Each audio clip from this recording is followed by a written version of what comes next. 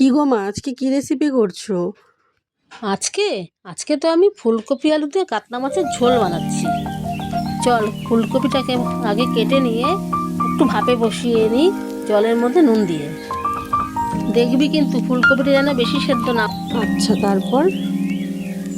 তারপর চল একটু মশলাটা রেডি করে নিই।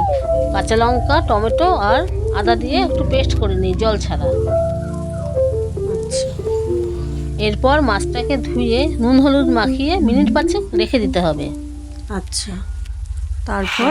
তারপর আমার কিন্তু নুন হলুদ মাখানো হয়ে গেছে মাছটাকে। এবার চল ফুলকপিটাকে জল ঝরিয়ে নিই।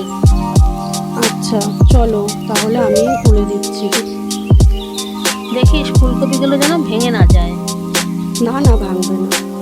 চল এবার মাছটাকে ভালো করে ভেজে নিই।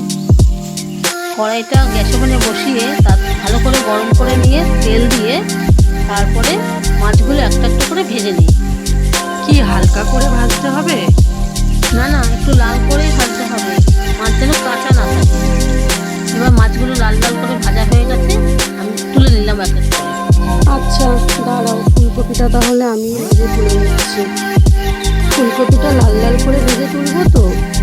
হ্যাঁ, ফুলকপিগুলো লাল লাল করে ভাজতে হবে। ফুলকপিটা হয়ে গেলে আলুগুলো ছেড়ে দিস, ওটাও লাল লাল করে ভাজতে হবে।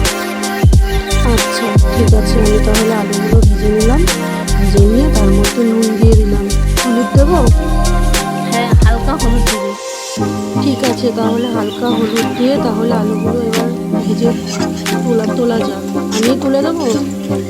হ্যাঁ, তাহলে আলুগুলো তুলে দে। আচ্ছা, আমি তাহলে তুলে দিলাম। আচ্ছা, দেখো তো হয়েছে নাকি ভাজাটা। হ্যাঁ, লাল লাল করে ভাজাটা ভালোই হয়েছে।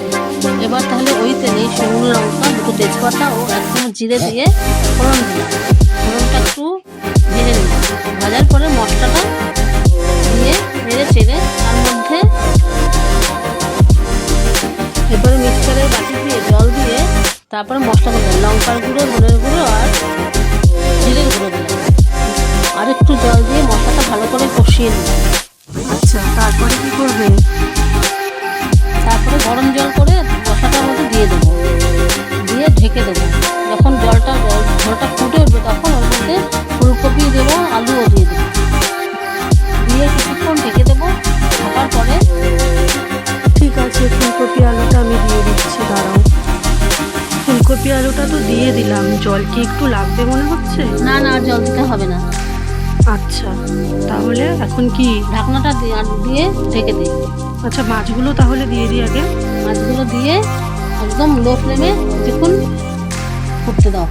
আচ্ছা, জল কি লাগবে মনে হচ্ছে? না, জল আর লাগবে না। আচ্ছা, ঠিক আছে। ঠিক আছে, তুই এবার মশলাটা দেখ। ঝোল এবার তুই মাছের ঝোলটা দেখ, ততক্ষণে আমি একটু গরম মশলা তৈরি করে আনি। আচ্ছা, আমি দেখছি। ঢাকা দেবো? হ্যাঁ, ঢাকা দিয়ে রাখ। এবার আমি গরম মশলা দিয়ে আর একটু ঢেকে রেখে তার কিছুক্ষণ পরে আবার নামিয়ে রাখবো। কিন্তু ঝোলটা